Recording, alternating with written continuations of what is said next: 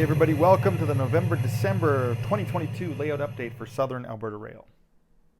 Now for those of you that have been following along for a while, you'll recognize this as Island Lake. We're panning from the Crow's Nest area east towards Summit Line. Now this is the oldest scenery on the layout and I've talked about renewing it for quite some time. Well, I finally decided to get at it. With all the relevant permits in hand, we kicked off the logging process and it didn't take long to get everything pulled out and down to bare scenery.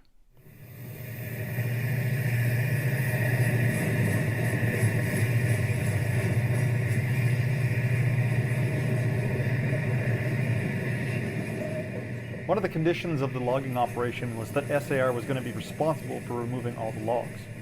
So the yardmaster in Fort Macleod managed to marshal together all available serviceable log bunks, and the diesel planner assigned a pair of -2s to drag the train west up the hill and on Island Lake. Fortunately, we had Railfan friends out documenting the empties as they worked their way up through Drawbar Alley.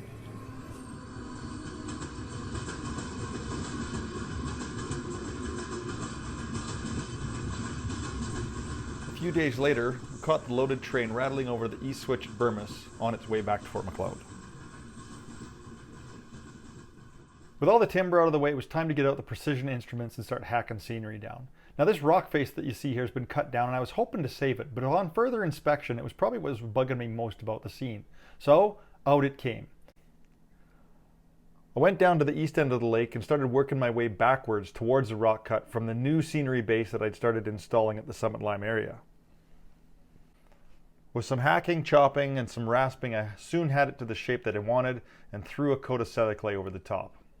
You can see in the foreground that I've got some styrofoam laid out to re-establish the rock work that we just pulled out. It had been 18 years since I first cast rocks along this section of the layout. I dug out my molds and plaster, and a few hours later I had new rock work in place.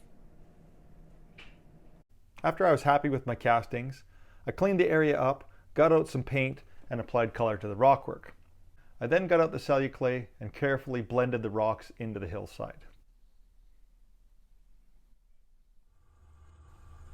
I let everything dry up overnight, knowing the morning was going to bring a flood of traffic trying to get through the area. The first train through the work limits was a westbound loaded potash train led by a UP ST9043 MAC 8263 and a CPGE. Two more UP MACs were DPUs, one in the middle, one on the tail end. From the radio chatter, we knew that UP 8263 was going to be meeting an eastbound loaded coal at Crow's Nest. With work shut down until traffic could clear up, a couple of guys off the work crew who just happened to be rail fans headed down to the Narrows to watch the CP coal drag work its way upgrade towards tunnel number 7.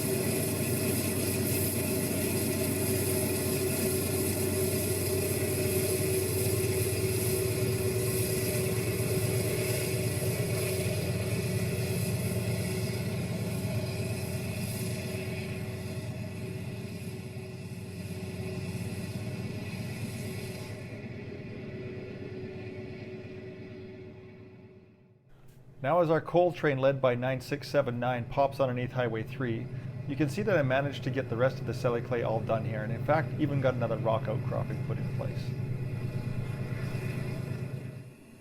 One of my goals in reworking this area was to bring down the vertical profile of the scenery. The reason I wanted to do that is because I like long sight lines and I like things to look linear, and by dropping that down I think we have a much more linear flow to the area.